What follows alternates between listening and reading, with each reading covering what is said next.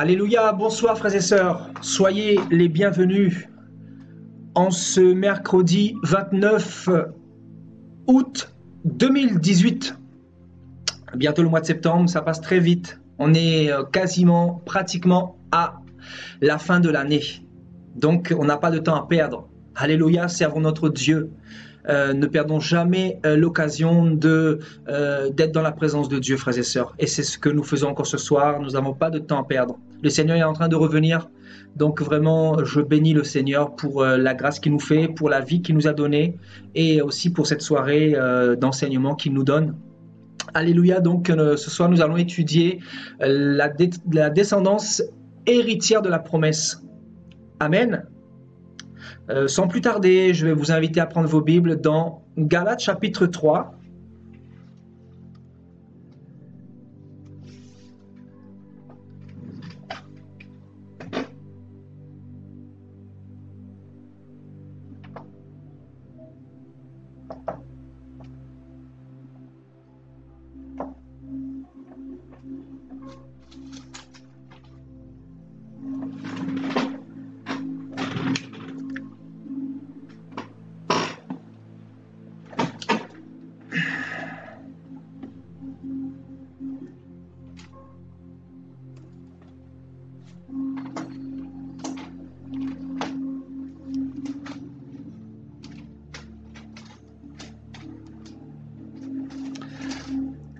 Donc, Galates chapitre 3, à partir du verset 15.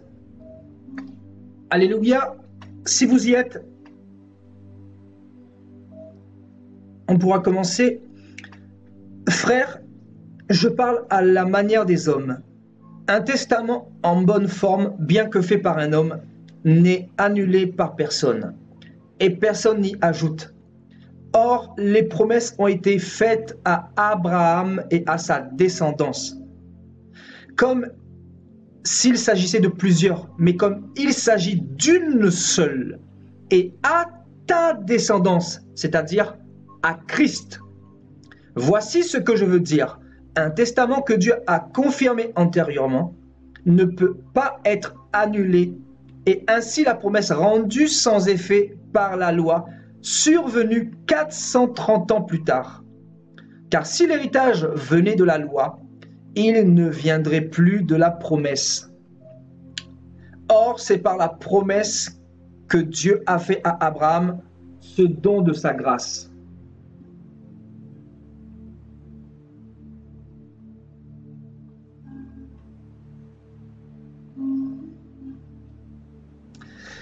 Pourquoi donc la loi?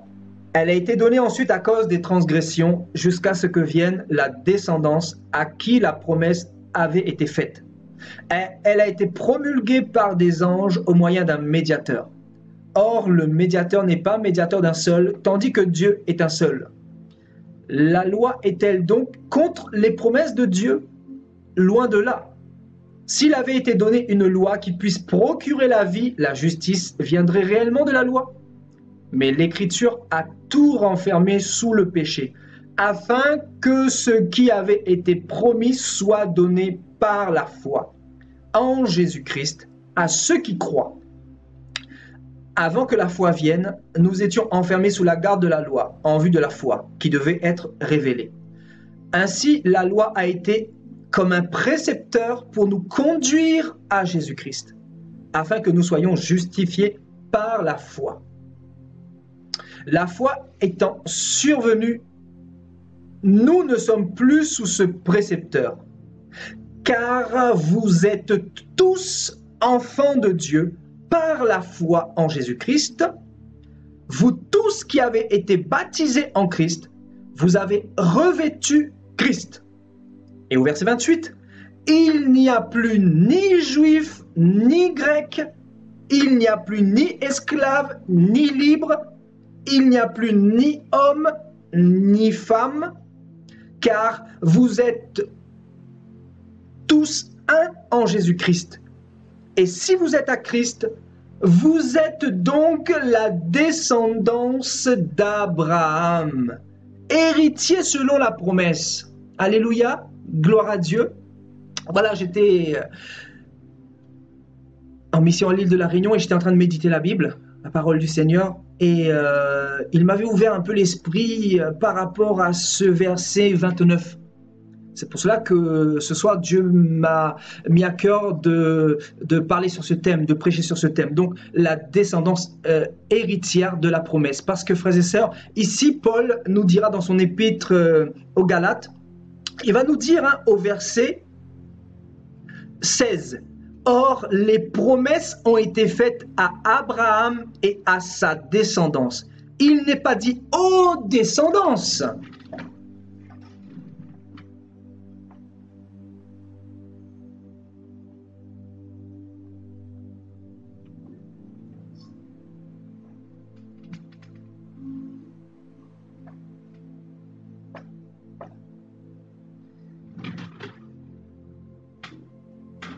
Comme il s'agissait de plusieurs, mais comme il s'agit d'une seule, c'est-à-dire et à ta descendance, c'est-à-dire à Christ.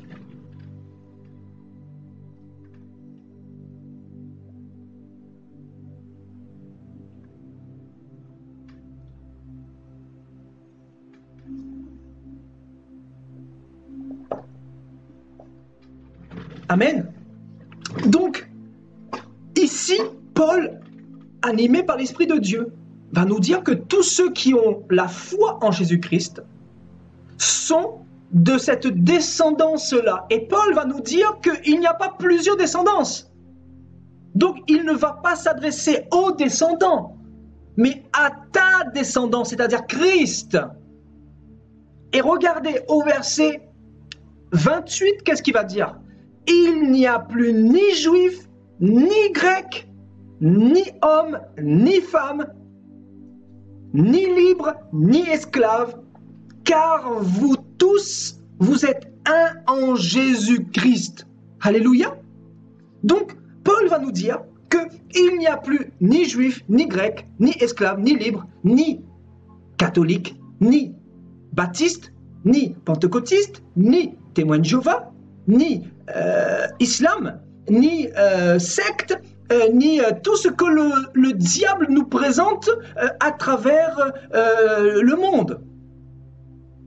Donc, Paul va nous parler d'une seule postérité, d'une seule descendance, la descendance d'Abraham. Et il a bien mis l'accent sur le fait qu'il n'y avait pas plusieurs descendances. Il va dire à ta descendance, non pas aux descendances. Donc, Paul était en train de mettre l'accent sur le fait que Christ était venu pour rassembler. Alléluia.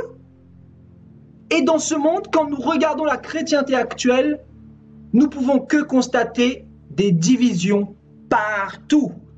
Un tel se dit catholique, l'autre se dit protestant, l'autre pense être meilleur, se dit de Cacou Philippe, l'autre pense être meilleur, se dit des témoins de Jéhovah, l'autre pense être meilleur, se dit de Luther, l'autre pense être meilleur, se dit du bishop Intel. Donc on se dit, mais où est la postérité d'Abraham? Où se trouve la postérité d'Abraham en 2018? Voilà la question que nous devons nous poser ce soir, frères et sœurs. Le Seigneur veut nous emmener à nous poser cette question.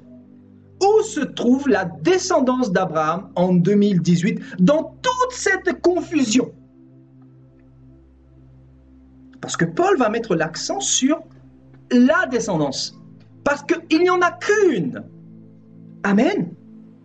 Il va dire, et si vous êtes à Christ, vous êtes donc la descendance d'Abraham, héritier selon la promesse.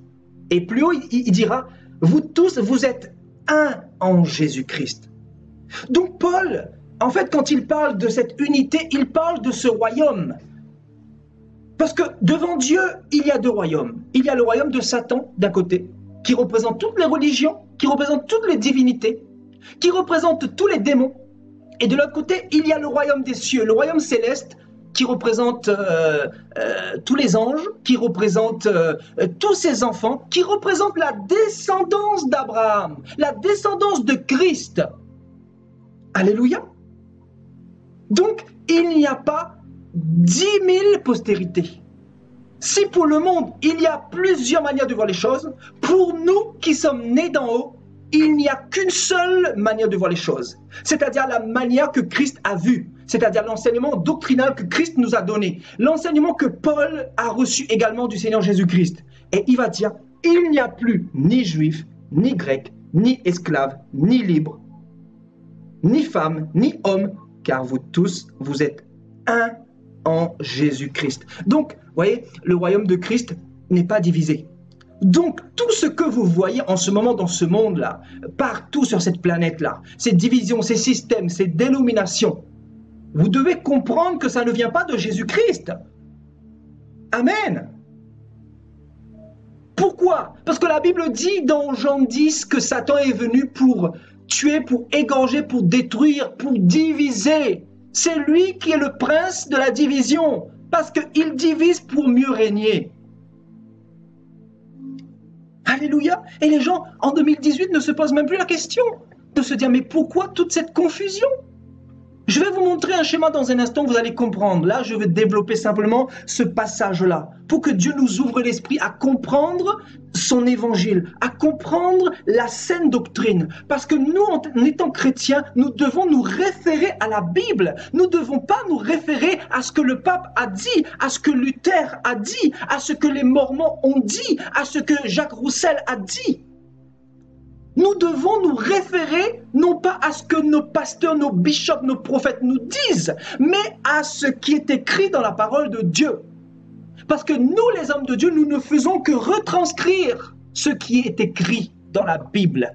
Et Paul va nous parler d'un royaume. Paul va nous parler d'un seul corps, le corps de Christ. Paul va nous parler d'une seule descendance, c'est-à-dire la descendance de Christ. Donc écoutez bien. Paul nous dit que nous sommes de la descendance de Christ, de la descendance d'Abraham plutôt. Je vais me référer à Abraham parce qu'Abraham, c'est le père de la foi. Alléluia. Donc, la descendance d'Abraham, en un seul corps, en un seul royaume, qui n'est pas divisé. Et quand nous voyons ce monde, nous voyons toutes ces dénominations. Nous devrions nous poser des questions. Où se trouvent les réponses? Les réponses se trouvent dans la Bible, frères et sœurs. Amen, alléluia. Alléluia. Allons dans Galates, regardez. Avant d'aller plus loin, allons dans Jean. Allons dans Jean, chapitre 10.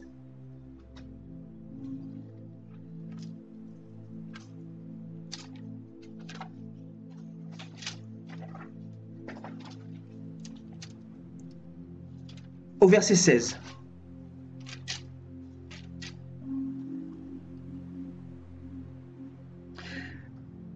Jean 10 au verset 16.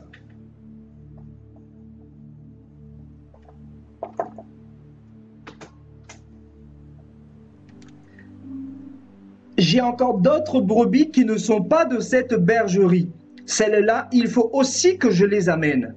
Elles entendront ma voix et il y aura un seul troupeau et un seul berger. Donc le troupeau de Christ n'est pas divisé. Et Paul avait reçu la révélation par rapport à l'unité de Christ, par rapport à cette église qui est spirituelle, par rapport à cette église qui n'est pas localisée quelque part, par rapport à cette église qui n'est pas divisée, qui n'est pas déstructurée, mais qui est justement structurée pour avancer tous dans un même but, dans une seule vision, c'est-à-dire l'amour, c'est-à-dire les âmes, c'est-à-dire le royaume des cieux, c'est-à-dire Christ au centre. Donc Paul avait reçu l'illumination, c'est pour ça qu'il dira, il parlera de la descendance d'Abraham. Il ne dira pas aux descendants. Vous comprenez? Ou aux descendances. Amen. Parce qu'aujourd'hui, quand on regarde le monde, il y a effectivement plusieurs descendances. Il y a des personnes qui vous diront, je suis de la descendance de l'Église catholique. Il y a un problème. Alors qu'on nous dit, on revient dans Galates chapitre 3, on nous dit, il n'y a plus ni juif, ni grec, ni esclave, ni libre, ni homme, ni femme. C'est-à-dire, devant Dieu, nous ne devrions plus être dans cet état d'esprit. C'est-à-dire cet état d'esprit de religion, de secte, d'isolement. Vous comprenez? Parce que Christ est venu rassembler pour nous faire rentrer dans son royaume, pour que nous devenions les enfants de la postérité d'Abraham. Parce qu'il y a un seul corps, il y a un seul esprit, il y a un seul Seigneur. Alléluia. Donc, si vous êtes donc la descendance d'Abraham, héritier selon la promesse, vous êtes à Christ. Alléluia. Alléluia, gloire à Dieu. Maintenant, je vais vous montrer un schéma, vous allez mieux comprendre.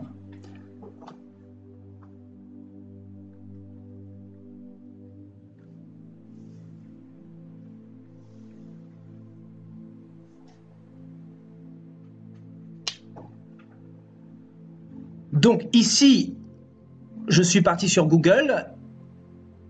Comme vous pouvez voir ici, attendez. Donc, nous sommes sur Google. J'ai tapé branche du christianisme. Vous pouvez aussi taper dénomination religieuse. Et on m'a emmené sur cette page-là. Donc, on va étudier un petit peu l'histoire du christianisme. On va voir un peu ce que nous dit l'histoire. Parce que nous venons de voir que la Bible nous parle d'une postérité. Amen. Donc avant d'aller plus loin,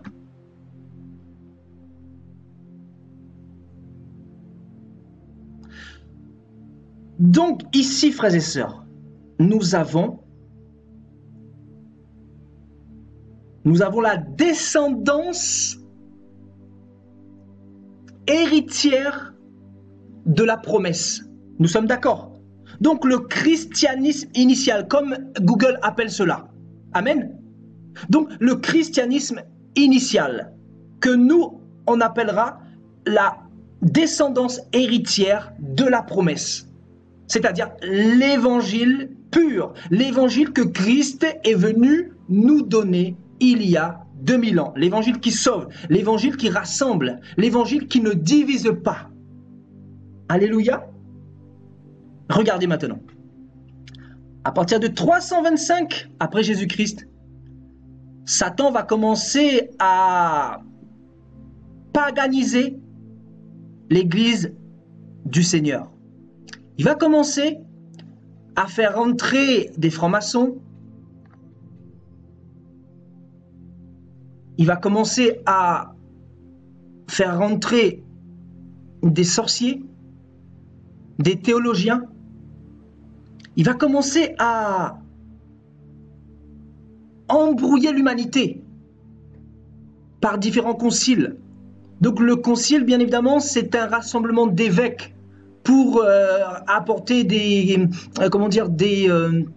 changements, voter des lois, réformer, etc. Donc on nous parle du concile d'Éphèse en 431. Amen. On nous parle du concile de Chalcédoine en 451. Ici, on nous parle du grand schisme en 1054. Vous savez, juste en bas là, on nous montre le monophysite et le nestorien. C'est-à-dire, toutes ces choses-là sont sorties du christianisme initial pour se faire une postérité à part, pour se faire une descendance à part. Parce qu'ils sont sortis de la descendance d'Abraham pour être eux-mêmes leurs descendants. Parce qu'ils ont rejeté le descendant initial. Parce que le descendant qui donne la vie éternelle, c'est Abraham. Vous comprenez? Donc, plus loin, voyez, on nous dit que de 1431 à 1441, il y a eu plusieurs doctrines de démons, bien évidemment, qui sont sorties de l'Église catholique, voyez. Donc c'est une branche qui est toujours sortie pour s'agrandir. Sur quelle échelle? Ben, encore plus loin, regardez ici, là. Donc ça va donner toutes ces dénominations que vous voyez aujourd'hui. Donc on nous parle du purgatoire, de l'inquisition, l'infaillibilité du pape, le célibat des prêtres, toutes ces choses qui ne se trouvaient pas dans le christianisme initial, qui ne se trouvaient pas dans la descendance d'Abraham.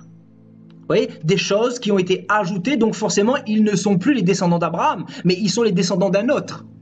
Et bien évidemment, ils sont les descendants de Satan, parce que c'est Satan qui est venu rajouter toutes ces choses-là pour emmener le maximum de personnes en enfer. Vous voyez? Donc, un peu plus loin, vous pouvez voir, on nous parle ici du cathare, vaudois.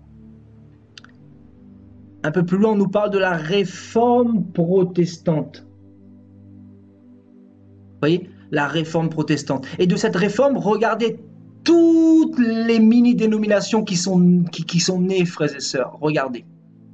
On nous parle de l'anglican épiscopalien, on nous parle du calviniste presbytérien, on nous parle du méthodiste, on nous parle du pentecôtiste, on nous parle du restaurationniste, on nous parle de l'unitarien, on nous parle des baptistes, on nous parle des luthériens, on nous parle des anabaptistes ménonites. Moi-même, j'apprends des choses avec vous ce soir, frères et sœurs.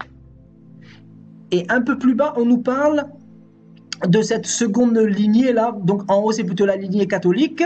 De toute façon, tout vient de la lignée catholique, si vous regardez bien. C'est la mère patrie que le diable a commencé à emmener vers 325 à travers les conciles. Donc vous voyez, toutes ces choses-là, toutes ces dénominations sont nées de cette église catholique, de ce noyau de démons, si vous voulez bien. Vous voyez, donc voilà, la deuxième lignée vous donne l'église catholique orientale et latine.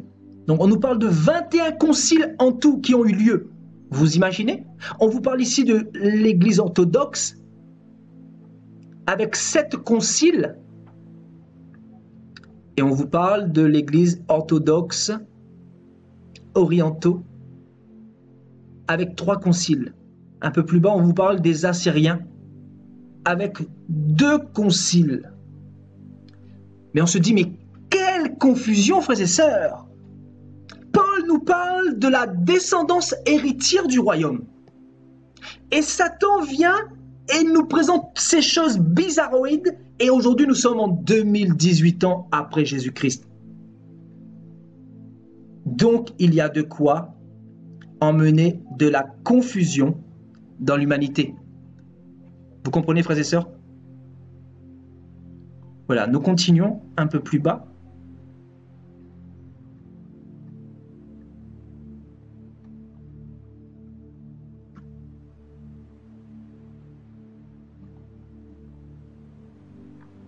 Voilà, on vous montre un petit peu,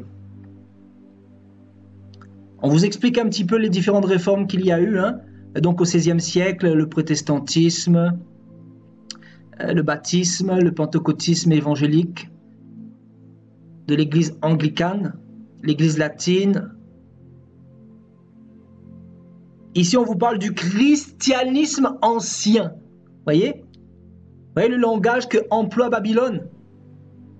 Parce que selon eux, on doit moderniser l'évangile. Et selon le monde, on est dans un évangile moderne. Vous voyez, un évangile qui caresse le péché, un évangile qui ne parle pas de l'enfer, un évangile qui, qui allège notre conscience, un évangile avec qui on peut négocier. Vous voyez, on peut donner de l'argent pour essayer de négocier avec Dieu par rapport à nos erreurs, nos péchés, donner des messes pour les morts, vous voyez, allumer des bougies pour ceux qui sont décédés, prier Marie, des choses qu'on ne retrouve pas dans la descendance d'Abraham, frères et sœurs. Vous voyez, ici on nous parle des églises des 3 conciles, orthodoxe orientale, église des 2 conciles nestoriennes. On vous montre en fait ici les principales branches du christianisme. Ici, l'Europe du Nord, Amérique du Nord, Afrique du Sud, Océanie. Ici, Asie, Afrique, Amérique du Nord et du Sud, Grande-Bretagne, Amérique du Nord, Océanie, Europe du Sud, Amérique du Nord, Océanie, Europe de l'Est. Vous voyez, on vous montre un petit peu où se trouvent les dénominations à travers les continents. Voilà, on va descendre un peu. Donc ici, vous voyez, Jésus de Nazareth, nous retrouvons comme référence donc la descendance héritière de la promesse, vous voyez. Donc ici on nous dit que Jésus-Christ est né entre l'an 7 et l'an 5 avant Jésus-Christ. Il apparaît dans le cercle de Jean le Baptiste avant de s'engager, entouré de quelques disciples, dans une courte carrière de prédication itinérante de 2 à 3 ans, essentiellement en Galilée. Il pratiquait des guérisons, etc. On vous parle un petit peu de ce qu'il est venu faire. Nous, on a la connaissance que c'est notre Messie, que c'est celui qui est sorti d'Abraham, que c'est celui qui est venu dans cet esprit d'unité, mais non pas de division. Et un peu plus bas, on vous parle du christianisme ancien. Voilà. Donc en fait, pour la personne qui a rédigé ces articles-là, pour lui, ça c'est du christianisme ancien. C'est-à-dire la Bible, pour lui, a vieilli. Donc, il doit se référer à probablement tout ce qu'il voit aujourd'hui, notamment l'auteur de tout ce qui est écrit là. Donc, on nous parle voilà, du concile de Nicée, donc la condamnation de l'arianisme. Ils ont établi des patriarches à Rome, à Antioche, à Alexandrie, notamment. En 381, on nous parle du concile de Constantinople I. Donc, ils vont condamner le macédonianisme et ils vont établir également des patriarches à Constantinople. En 424, on nous parle de l'église de l'Orient, autocéphale en 424. Donc, ils vont adopter le nestorianisme. Ici, on nous parle l'église catholique chaldéenne qui est sortie de l'église de l'Orient, vous voyez, en 1552. Vous voyez? Donc, on va aller un peu plus bas. Donc, ici, nous avons le concile d'Éphèse. On nous parle église des deux conciles, nestorienne, église apostolique assyrienne de l'Orient. Donc l'église de l'Orient est sortie de toutes ces choses-là, notamment de ce concile d'Éphèse là. On vous parle de l'église catholique syro-malabar. Donc on nous dit que cette église est établie sur l'origine au Kerala en Inde et dont le territoire propre a été en 2017 étendu à toute l'Inde. Elle appartient au rite chaldéen, vous voyez? Donc cette descendance-là, c'est la descendance des Chaldéens. Donc en fait, ils se sont fait leur propre descendance eux-mêmes, en utilisant le nom de Christ. Mais bien évidemment, c'est Satan qui est derrière. Donc un peu plus bas, nous avons le concile de Chalcédoine. On nous parle des églises des trois conciles ou orthodoxes orientales, église apostolique arménienne en 301. Dès 301, on nous dit que l'église catholique arménienne est sortie de cette église apostolique arménienne qui a commencé en 301. On nous parle de l'église copte orthodoxe.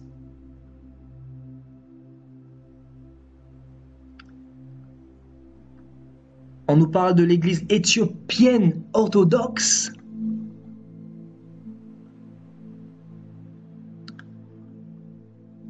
On vous parle de l'église catholique érythréenne. Église érythréenne orthodoxe. Église syriaque orthodoxe, qui a donné en 1666 donc l'église catholique syriaque. Église Malankar orthodoxe, qui fera naître en 1930 Église catholique Syro-Malankar. Donc, ici, on nous parle du début de la crise monothéiste, donc en 616. Vous voyez, donc des conciles, des crises, des rébellions, des personnes pas d'accord, vous voyez, des personnes qui se sont fait leur propre chemin, voilà, avec les différentes idées de toutes ces personnes, n'ayant pas l'esprit, n'ayant pas le Saint-Esprit, et finalement ça a donné toutes ces sectes-là, tous ces conciles bizarres. Vous voyez, ici on nous parle du concile de Constantinople III, donc la condamnation du monothélisme. Vous voyez, comme si Dieu avait besoin des hommes pour venir défendre ses lois. Dieu a donné la Bible, c'est-à-dire la Bible a déjà été écrite. Il a déjà défendu la parole parce qu'il a donné, et la parole ne peut pas être anéantie. Donc vous comprenez que ça ne fait pas partie du royaume de Dieu, ça fait partie du royaume de Satan. Parce qu'ils sont en train de combattre pourquoi? Pour montrer qu'ils sont meilleurs alors qu'il n'y en a pas un qui est meilleur que l'autre. Parce qu'ils sont sortis de cette lignée de la postérité d'Abraham. Vous comprenez?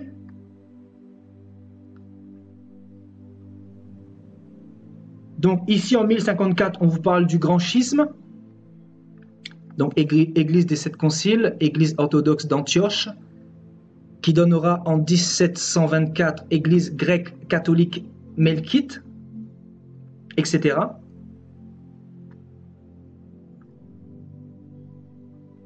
Donc officiellement, l'église catholique romaine va prendre son nom sous cette forme-là.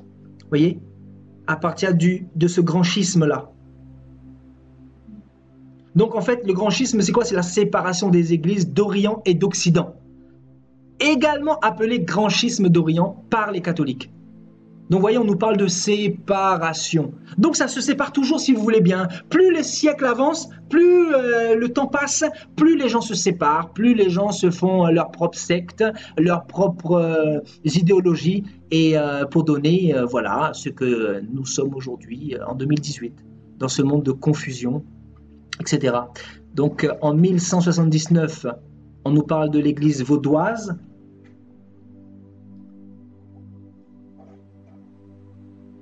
On nous parle ici de John Wycliffe. Voilà, de certaines personnes qui ont prêché à cette période-là.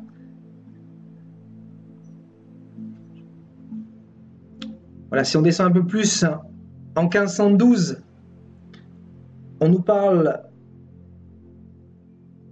du 5e concile de Latran.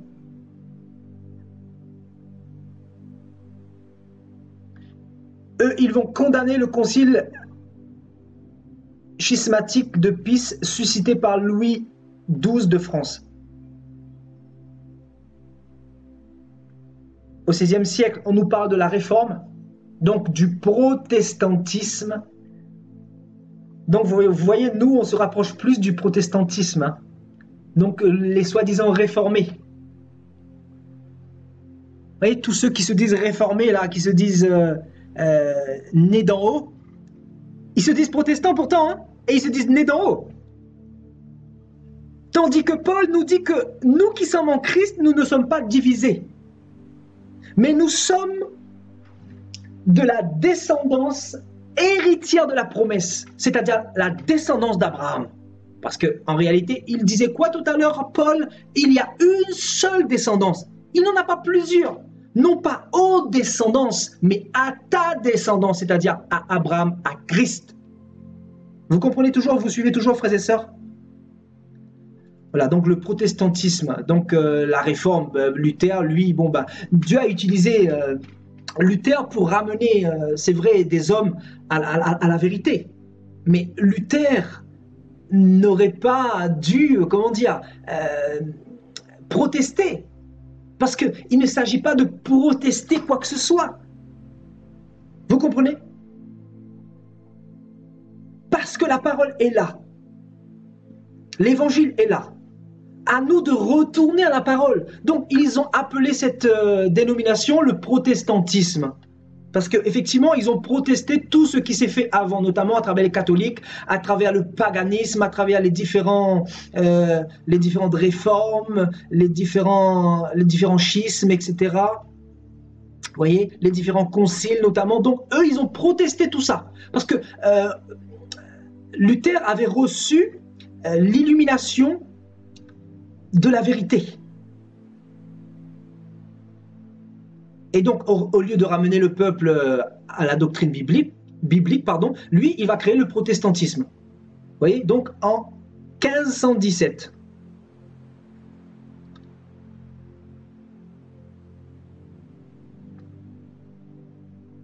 Donc, en 1533, nous avons Jean Calvin.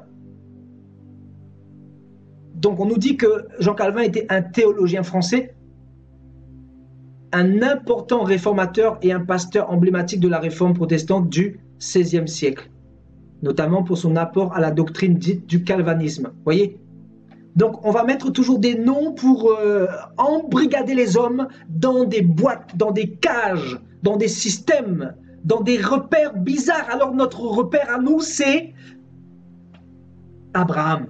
Parce que nous sommes de la descendance d'Abraham, frères et sœurs. Vous comprenez comment Satan opère pour pervertir l'évangile de Dieu, pour blasphémer l'évangile du Christ, pour aveugler énormément de personnes. Voilà comment il opère. Donc on nous parle de John Knox, donc qui va emmener le presbytérianisme. Vous voyez, donc lui, il a œuvré avec Jean Calvin, hein, donc il est sorti de cette période-là, de 1533, et juste après, il va créer cela. Donc on nous dit que le presbytérianisme est une forme calvaniste du protestantisme qui s'est développé notamment en Écosse, en Irlande du Nord et aux États-Unis. Vous voyez, ça continue à se développer, hein. Sortant de cette descendance d'Abraham. Donc ici on nous parle des églises réformées suisses. Un peu plus bas, réforme radicale. Donc petites églises polonaises, églises unitariennes de Transylvanie, anabaphisme. Donc on nous dit que l'anabaphisme est un courant chrétien qui prône le baptême volontaire et conscient. Le mot vient du grec ecclésiastique, signifiant baptiser à nouveau. Donc eux, probablement, ils ont rejeté le baptême catholique, le baptême des bébés. Et donc ils vont faire naître ce courant qui s'appellera l'anabaphisme, qu'on nomme réforme radicale.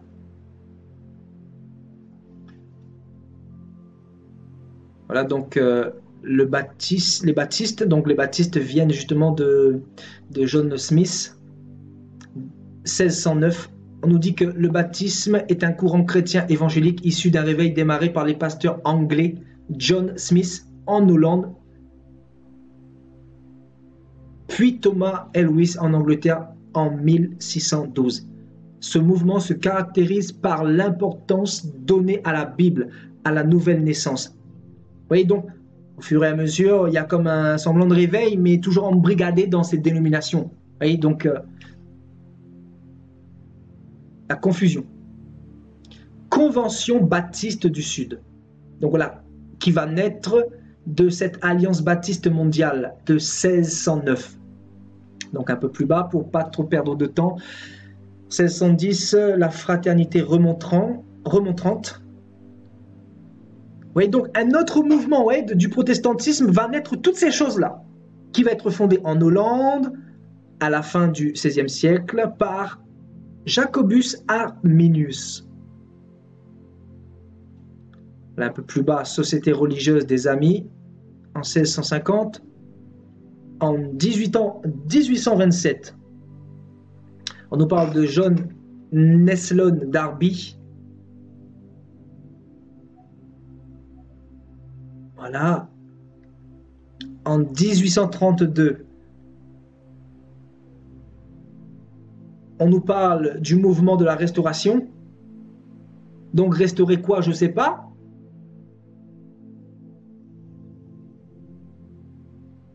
En 1865, Christadelphes et néo-socinianisme. En 1906, voilà, c'est issu de ce mouvement-là, donc les églises chrétiennes disciples du Christ et les églises chrétiennes congrégationalistes. Voilà. Et naîtra aussi de ce mouvement les églises du Christ. Voilà. En 1906.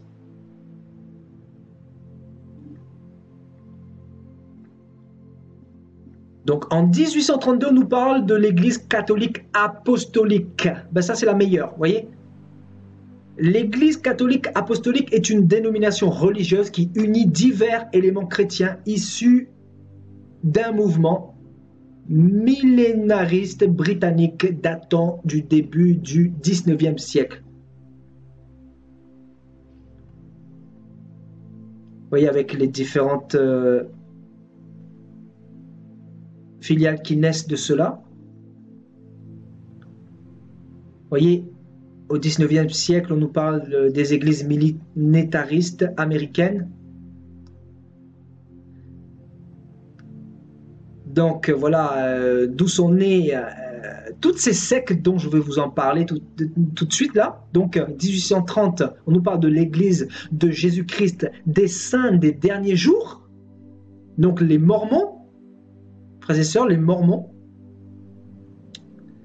Donc on nous dit l'église de Jésus-Christ des saints des derniers jours, appelée aussi église mormone, est une église chrétienne restaurationniste née dans l'État de New York aux États-Unis en 1830. Elle se considère comme une religion révélée. Ah oui, la révélation, on l'a déjà reçue et eux, ils ont reçu quelque chose en plus. Et la Bible nous dit, si on reçoit quelque chose qui sort du contexte de la doctrine que nous avons reçue dans la Bible, qu'il soit anathème et maudit. Vous voyez, donc eux, ils ont reçu aussi quelque chose, mais bien évidemment, qui vient de tout cet engrenage-là. Donc en 1844, on nous parle des églises de Jésus-Christ des saints des derniers jours, donc Strangite, communauté du Christ en 1860, et en 1920, les frères apostoliques unis, qui donneront en 1950 les églises fondamentalistes de Jésus-Christ des saints des derniers jours. Donc on nous parle d'un mouvement issu du mormonisme, vous voyez, donc des choses qui naissent de ces mouvements-là, hein, pour créer davantage de dénominations, de sectes, de cages, de prisons. Vous comprenez? Donc on nous dit que le mouvement compterait environ 10 000 fidèles. Donc ces fidèles-là ne sont pas de la descendance d'Abraham, de cette postérité-là, mais ils sont de cette postérité des saints des derniers jours. C'est-à-dire du mormonisme. Amen. Donc, nous continuons. Donc, 1874, bien évidemment, la naissance des témoins de Jéhovah, de cette secte-là, donc, dont Charles Roussel en est l'instigateur. Donc, au début, ça s'appelait étudiants de la Bible. Donc, étudiants de la Bible, et regardez ce qu'ils sont devenus aujourd'hui. Donc, on se dit, mais c'est certainement pas avec le Saint-Esprit qu'ils ont lu la Bible. Donc, en 1920, on nous parle des Amis de l'Homme. Et en 19, ouais, un peu plus bas, Mouvement missionnaire intérieur laïque, qui donnera en 1931 Témoins de Jéhovah. Les Témoins de Jéhovah. Et on nous dit, les Témoins de Jéhovah forment un mouvement pré-millénariste et restaurationniste, se réclamant du christianisme. Ils se réclament du christianisme. Mais quand vous regardez toutes les doctrines de démons qu'ils ont emmenées dans leur mouvement, ben vous vous dites que ça n'a rien à voir avec la postérité d'Abraham. Ils sont issus d'un groupe né aux États-Unis dans les années 1870, connus sous le nom d'étudiants de la Bible. Vous voyez? Donc, il y a beaucoup d'étudiants de la Bible, hein, que personne ne vous trompe. Vous voyez? Et donc, ça a donné aussi les adventistes du 7e jour. Donc, c'est une dénomination chrétienne née de mouvements d'un mouvement de réveil protestant, interconfessionnel, conduit par le prédicateur baptiste américain William Myler. Vous voyez? Donc, tellement de confusion. Tellement de confusion.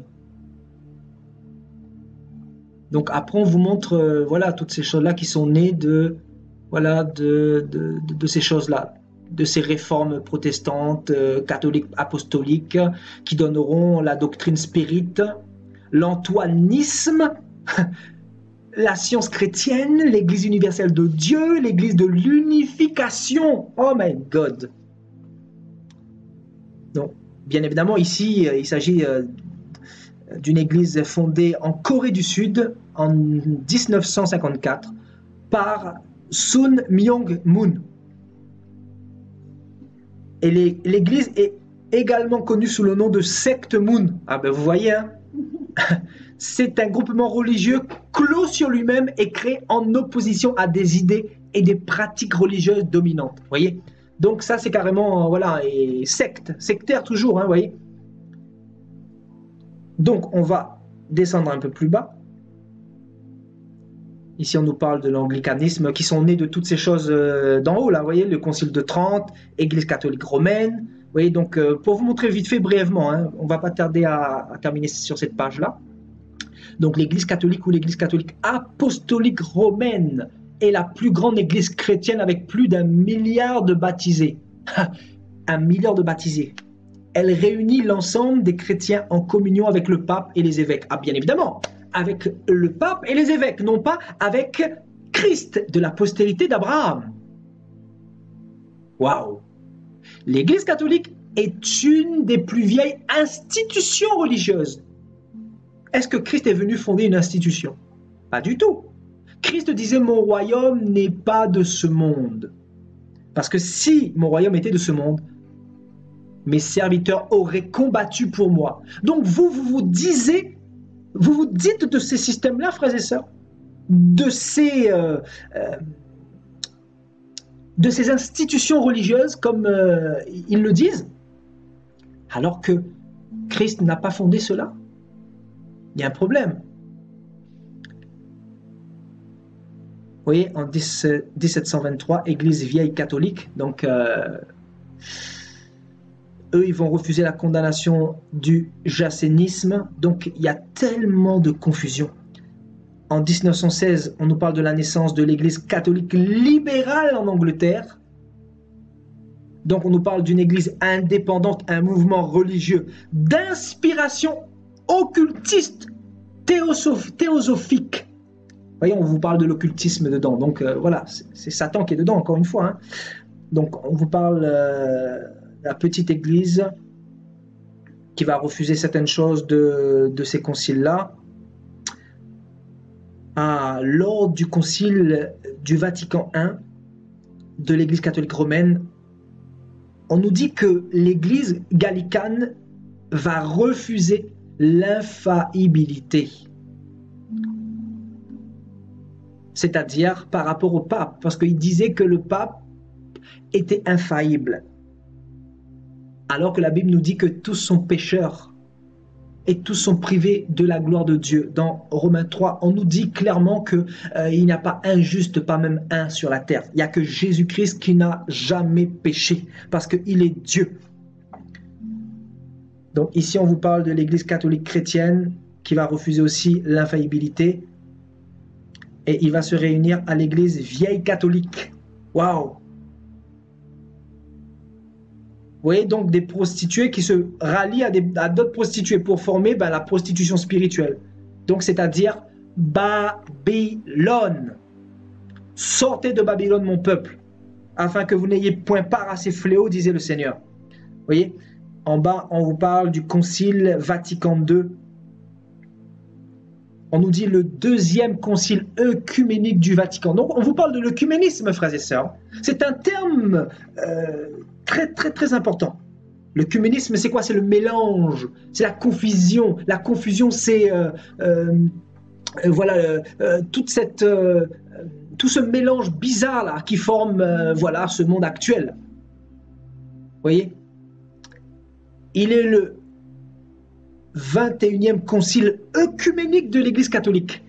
Donc on vous dit clairement que l'Église catholique est établie sur 21 conciles œcuméniques. Waouh!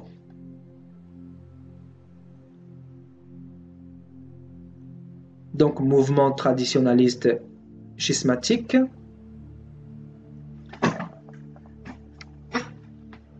Et en bas, fraternité sacerdotale Saint-Pierre.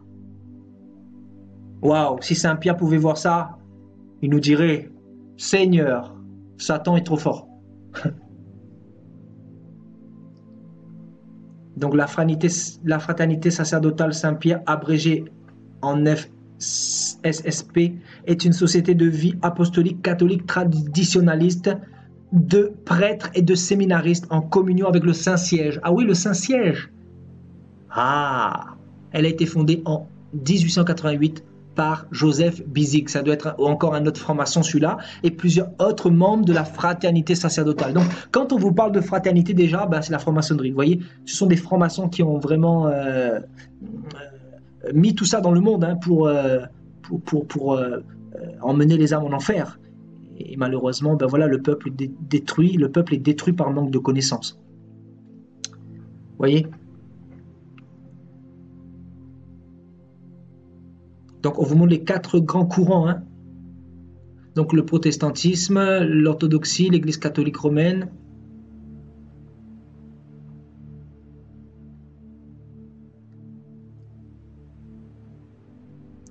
Et j'étais tombé sur un article qui montrait les différents chefs de toutes ces sectes, de toutes ces dénominations, de tous ces courants religieux. Et vous voyez, donc on nous dit qu'un tel est le chef de telle dénomination, de telle sous-dénomination, de telle sous-sous-dénomination. Un tel est le chef de telle dénomination. Donc, ben, Christ est le chef de quoi finalement? Christ est le chef de quoi?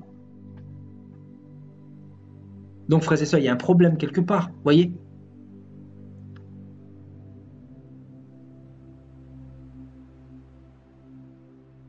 Voilà, donc on va lire ceci. Hein. Pour les premiers siècles de l'histoire théologique et institutionnelle du christianisme, voir l'article sur le christianisme ancien. Au sein de celui-ci, tous se réfèrent évidemment à Jésus-Christ. Ils se réfèrent tous à Jésus-Christ comme Seigneur actuel.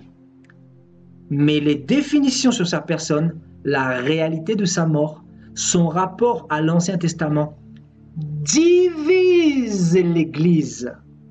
La division, frères et sœurs. Vous voyez? Donc, je crois que le Seigneur nous a conduits sur le terme qui correspond exactement à tout ce que nous venons de voir là à l'instant. Vous voyez? Donc, la division, frères et sœurs. Satan est venu mettre toutes ces divisions.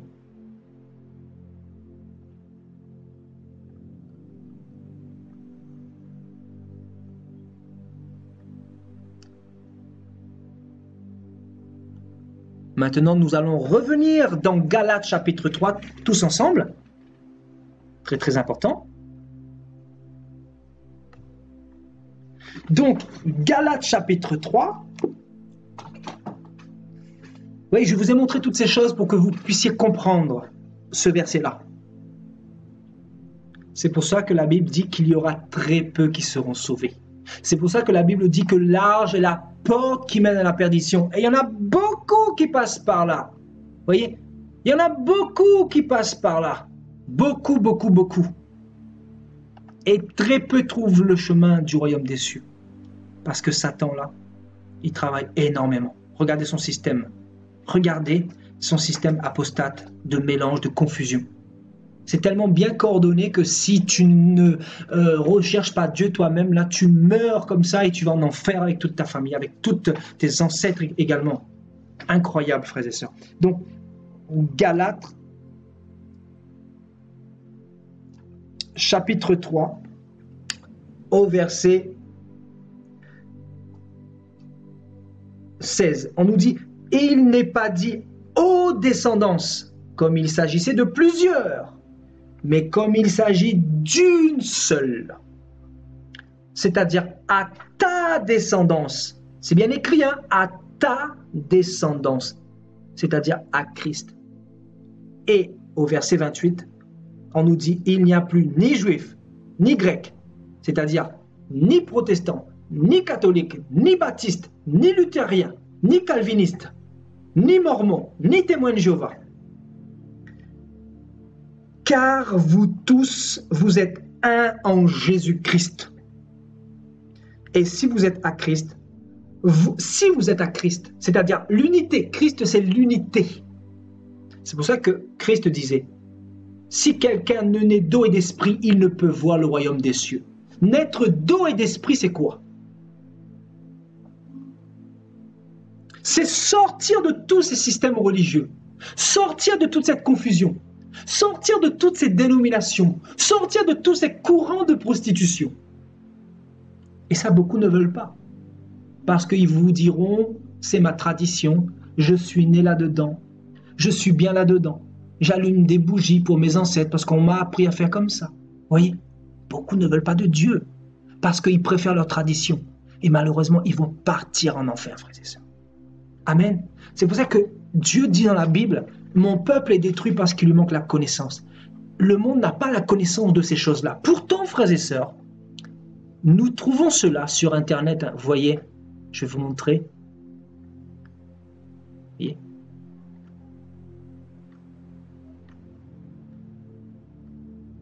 Voyez.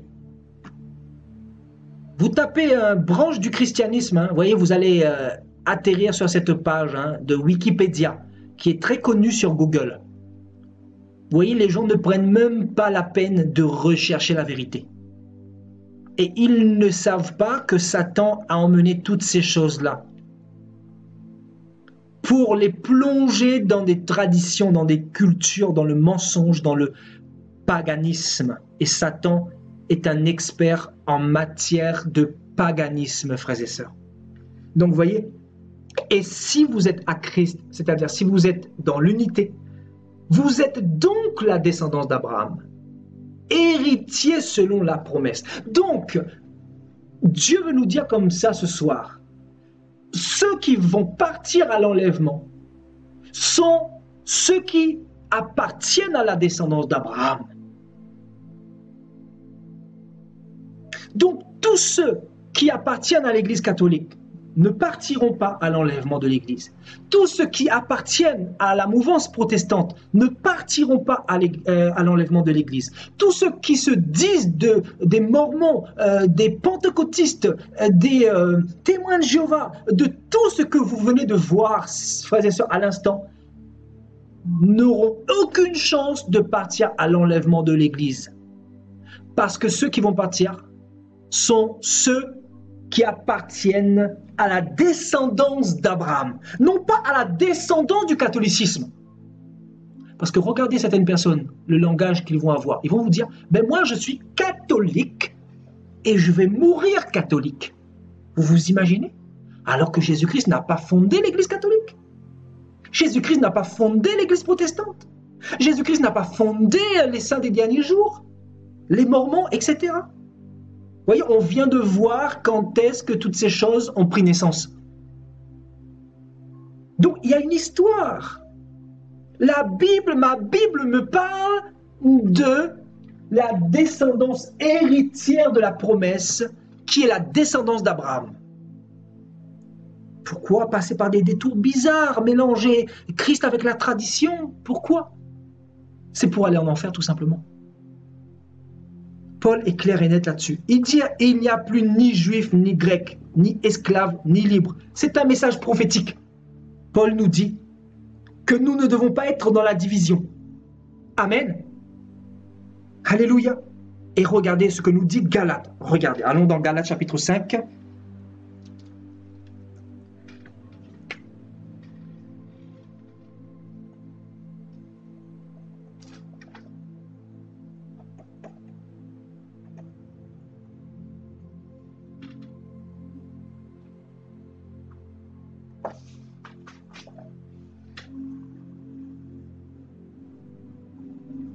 au verset 20. Voyez comment Dieu parle. On va lire à partir du verset 19. Or, les œuvres de la chair sont évidentes. Les œuvres de la chair. Ce sont la débauche, l'impureté, le dérèglement, l'idolâtrie, la magie, les rivalités, les querelles, les jalousies, les animosités, les disputes, les divisions.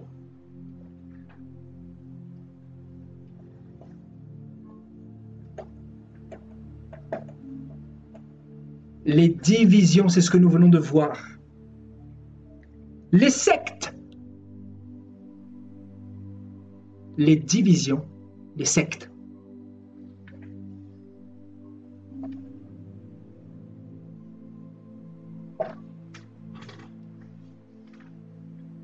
L'envie, l'ivrognerie, les excès de table et les choses semblables. Je vous le dis d'avance, comme je l'ai déjà dit, que ceux qui commettent de telles choses n'hériteront point du royaume des cieux. Amen. Donc si vous êtes dans cet esprit de division, dans tous ces systèmes corrompus, dans toutes ces sectes que le diable a emmenées, vous n'irez pas à l'enlèvement de l'Église. C'est pour cela, frères et sœurs, mettez toutes vos chances pour aller dans le royaume des cieux. Ce n'est pas une question de sentiment, ce n'est pas une question de tradition, ce n'est pas une question de maman m'a dit qu'il fallait faire comme ça. Non! Il faut prendre ses jambes à son cou et courir et fuir Babylone. Parce qu'on nous dit ici que ceux qui commettent des sectes, des divisions, comme nous venons de le voir encore à l'instant, frères et sœurs, regardez. Vous voyez toutes ces choses bizarres là?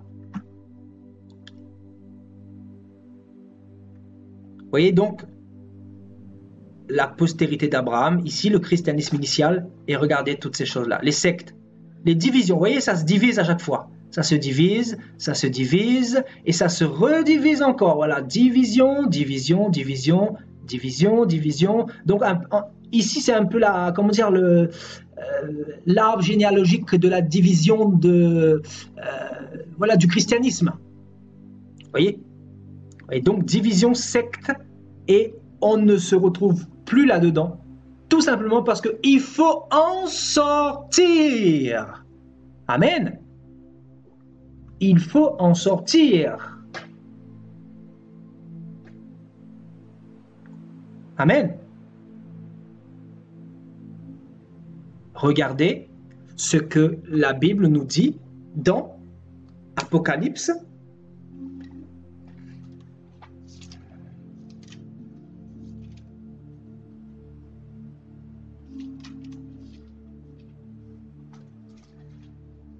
« 18 au verset 4.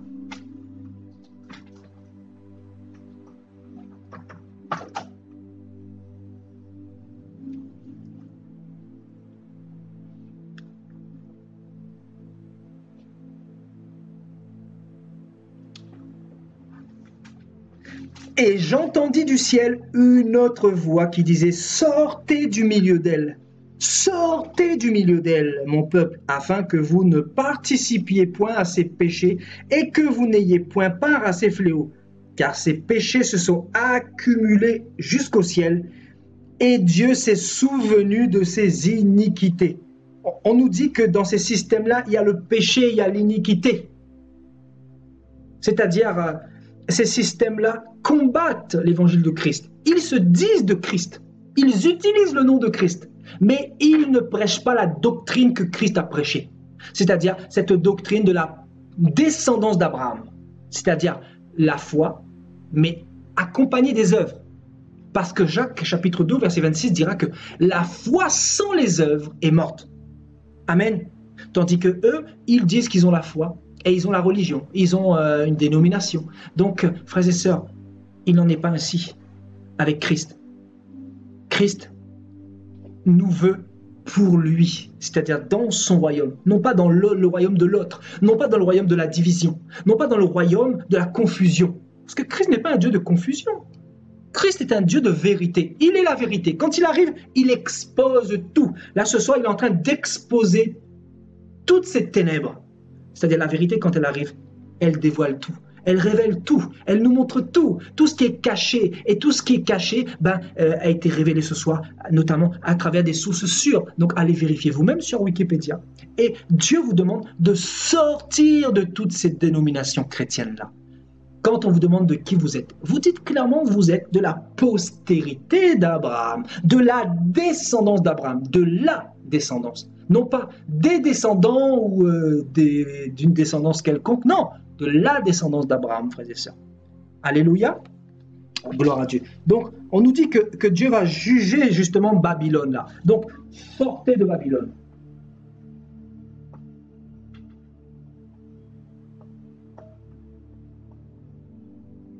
Donc, le Seigneur nous demande de sortir. Babylone, c'est ça. C'est tout ce noyau de confusion. Vous voyez? C'est ça, Babylone. Amen. C'est pour ça que Christ dira, mon royaume n'est pas de ce monde, frères et sœurs. Mon royaume n'est pas de ce monde. Alléluia. Allons faire un tour dans Acte 7. Vous voulez qu'on continue? Vous aimez la vérité?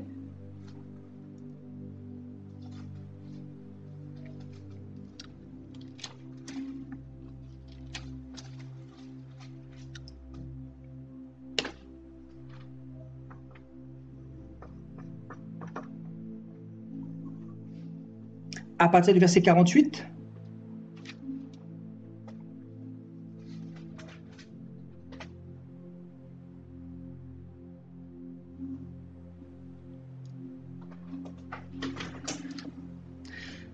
Mais le Très-Haut n'habite pas dans ce qui est fait de main d'homme. Tout ce que nous venons de voir sont faits de la main des hommes. C'est l'homme. Et dans l'homme, il n'y a rien de bon. Dans l'homme, il y a les sectes, il y a les divisions, il y a la chair. Vous savez, toutes ces choses-là sont les fruits de la chair, non pas de l'esprit. Parce que la descendance d'Abraham n'est pas divisée. Comprenez? La descendance d'Abraham n'est pas divisée, c'est-à-dire, c'est pas comme ça là. Là, après, ici, ça donne ça, là, ça donne ça, là, ça redonne ça. Vous voyez? Après, là, ça redonne ça. Non! La descendance d'Abraham n'est pas divisée.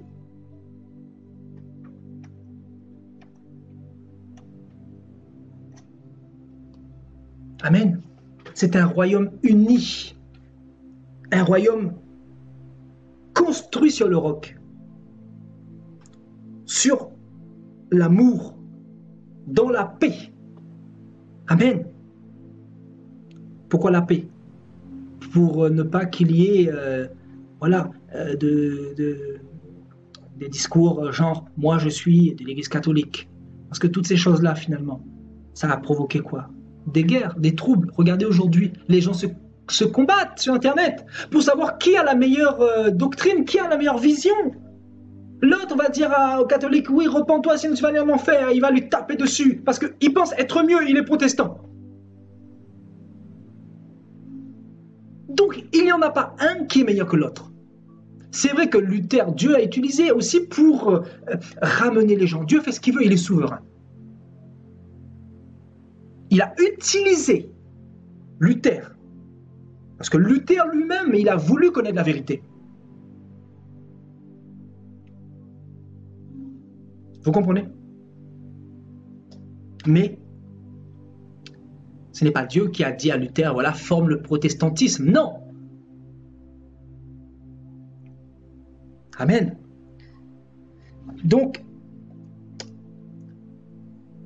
le Très-Haut n'habite pas dans ce qui est fait de main d'homme. Comme dit le prophète, le ciel est mon trône et la terre mon marchepied.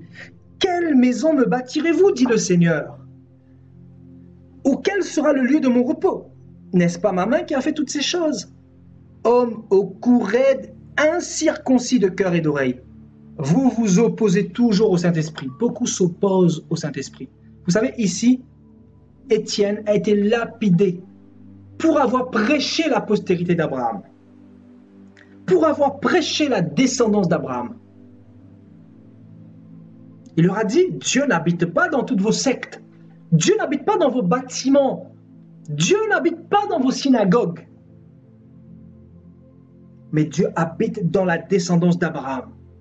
C'est-à-dire, quand Dieu te met dans cette descendance-là, il commence à te donner une nouvelle vision, c'est-à-dire l'amour, la paix et tous les fruits qui viennent de Dieu. Non pas la division, non pas de savoir qui est mieux ou quoi que ce soit. Nous ne combattons pas par la chair, mais par l'esprit.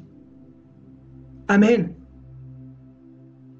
Donc, vous voyez, toutes ces personnes s'opposent au Saint-Esprit, malheureusement. Amen. Et dans Éphésiens, chapitre 4,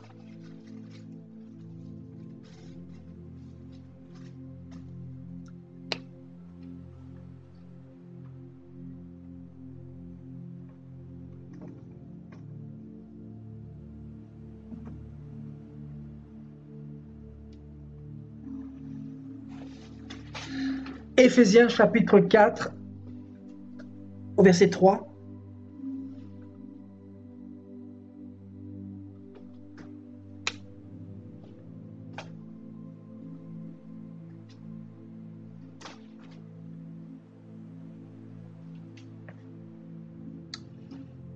On va lire à partir du verset 1. « Je vous exhorte donc, moi le prisonnier dans le Seigneur, à marcher d'une manière digne de la vocation qui vous a été adressée, en toute humilité et douceur, avec patience, vous supportant les uns les autres, avec amour, vous efforçant de conserver l'unité de l'esprit. » L'unité, frères et sœurs.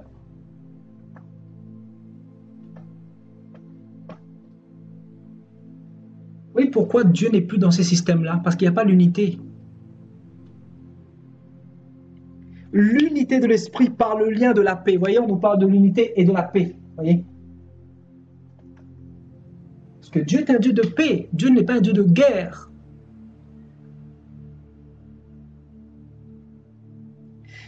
Et au verset 4, il y a un seul corps et un seul esprit. On nous dit qu'il y a un seul corps. Vous voyez?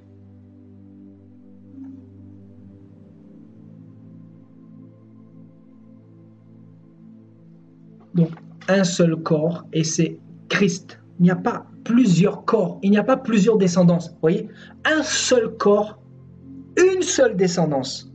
Et de l'autre côté, vous avez plusieurs corps, plusieurs descendances. Et ça, c'est le diable. Nous, enfants de Dieu, nous ne devons pas nous mélanger à ça. C'est pour ça qu'il dira, le Seigneur, dans 2 Corinthiens 6, « Qu'y a-t-il de commun entre la lumière et les ténèbres? Qu'y a-t-il de commun entre le temple de Dieu que vous êtes et les idoles? » Amen.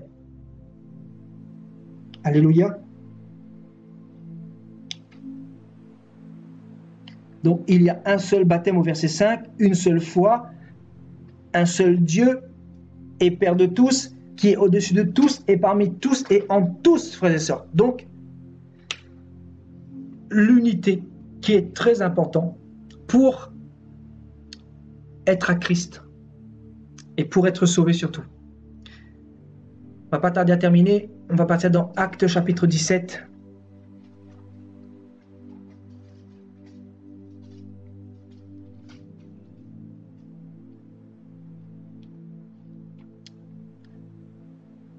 Au verset 24. Le Dieu qui a fait le monde et tout ce qui s'y trouve, étant le Seigneur du ciel et de la terre, n'habite point dans les temples faits de main d'homme. Il n'habite point dans les systèmes faits de main d'homme. Il n'habite point dans les dénominations faites de main d'homme. C'est pour ça que l'Église du Seigneur n'est pas localisée, n'est pas représentée quelque part. Parce que Dieu est esprit. Et Dieu habite où, frères et sœurs? Nous allons étudier cette deuxième partie samedi. Samedi, c'est vraiment un thème très très fort. Je devais vous prêcher ce que je vais vous prêcher samedi aujourd'hui, mais Dieu m'a conduit autrement, parce qu'il fallait qu'on voit ça avant, parce que ça sera la continuité. Samedi, on va étudier le thème suivant, le mystère caché de tous les temps, de toute éternité. Et je peux vous assurer que Dieu va nous bénir abondamment. Alléluia. Donc, Dieu qui a fait le ciel et la terre n'habite point dans des temples faits de main d'homme. Les temples représentent aussi les dénominations, les structures, les institutions, tout ce que les hommes ont mis en place. C'est pour cela qu'encore une fois, Apocalypse 18 au verset 4 nous dit qu'il faut sortir de Babylone. Sortir de Babylone, du mensonge, des blasphèmes, des fausses doctrines, des gourous, des sectes, des religions. Sortir continuellement de Babylone. Babylone, c'est aussi la religion, c'est vrai, mais c'est tout, c'est le monde entier à la base. C'est le royaume impie de Satan. C'est cette terre qui représente l'injustice, la corruption, le mal, et voilà, toutes ces choses semblables, frères et sœurs. Amen. Alléluia, gloire à Dieu. Voilà, je pense qu'on a terminé pour ce soir. On peut terminer dans 1 Corinthiens 11, 18.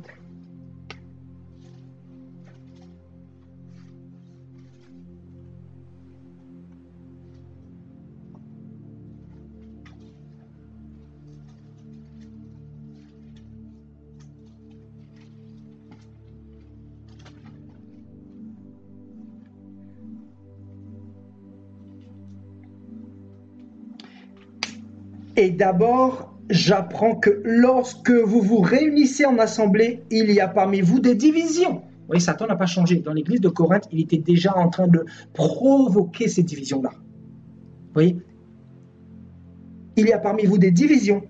Et je le crois en partie, il faut qu'il y ait aussi des sectes. Il faut, Paul dit, il faut qu'il y ait aussi des sectes. Donc, il faut laisser.